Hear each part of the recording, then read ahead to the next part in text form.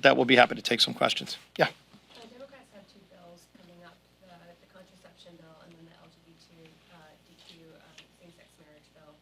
I'm curious how you think the conference is going to be voting on these, and if there's a feeling like Pelosi is just trying to box you guys in. Well, Pelosi's trying to continue to play political games. Again, not bringing any bills to address inflation or gas prices. You know, if you look how poorly written the contraceptive bill is, we have looked at trying to, for example, get more over-the-counter contraceptives. What they do in this bill is they allow a drug that's not even approved by the FDA to be sold commercially, which would jeopardize women's health. That's in their bill. You see groups like National Right to Life and Susan B. Anthony oppose it because of concerns over abortion drugs. So again, they're not trying to address what are real problems. They're going to create more problems if they actually allow drugs that aren't even approved by the FDA to be sold under the term contraceptives. That is what's in their bill. So do you think that Republicans are going to be voting for these bills? We just got the bills really in the last couple of days, so I think our members are looking over it right now, and we're going to be filing a motion to recommit. I know Catherine McMorris Rodgers with the Energy and Commerce Committee. These bills didn't go through committee, but she's got a number of things she's been working on, I know, on the contraceptive bill. And so, you know, I would imagine most of our members would vote against that. Not sure we'll probably be split on the other bill. Yeah. Just following up on that, are you planning to whip against the contraceptives bill, and if not, why? We're whipping this week against the appropriations bill. You know, we don't whip many bills in any congressional cycle. I think we're probably at around 25 for the 2-year period right now. So there's not that many bills we whip.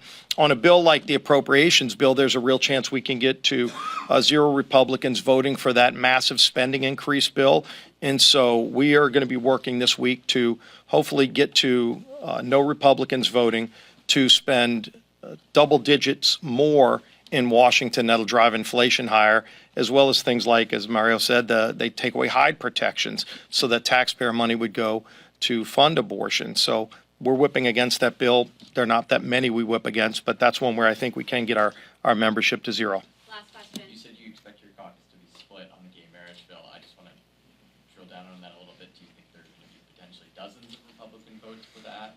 Oh, I don't. Every member obviously is going to have to make their own vote on that. We just got the text recently, so we'll see. Yeah, last question. What's your view, the conference's view on what's emerging out of the CHIPS bill in the Senate? Yeah, the concern we've had on that is that they're trying to shift the spending into the mandatory side. You know, if you look at where the biggest problem with our debt and deficits are right now is that so much new spending is moving into the mandatory side, which is in essence, autopilot spending. It's not something that gets brought up in the appropriations bills. You don't have that same level of oversight where it has to be appropriated every year. And it just continues to add to the deficit opposed to us setting priorities and saying if something's going to be a priority, like bringing more chip manufacturing into the United States, shouldn't we debate how best to do it? And the example I love using is the 21st Century Cures Act, where Congress came together, and this was in a Republican majority, where we said we want to put real effort into curing major diseases like cancer, Alzheimer's, ALS, where the focus wasn't there at the FDA and NIH. And we wanted to put an extra $2 billion there, but not just printing money and adding to the deficit. We actually took that money from other places where it wasn't being spent in as high of a priority area, and we moved it into that area where it's actually we made dramatic reforms to the FDA along the way, too, and it's led to real cures for diseases. It actually set the groundwork for the 3 different proven and effective vaccines for COVID under President Trump's Operation Warp Speed, because we made reforms, but we prioritized existing dollars to do something that we felt was important. Just this idea that you add 30 plus or 50 plus billion dollars in new mandatory spending when it's mandatory spending that's driving our debt, but also driving inflation to record highs. That's something that they should reconsider on the Senate side. We'll see what they end up doing. Thank you all. We'll see you on the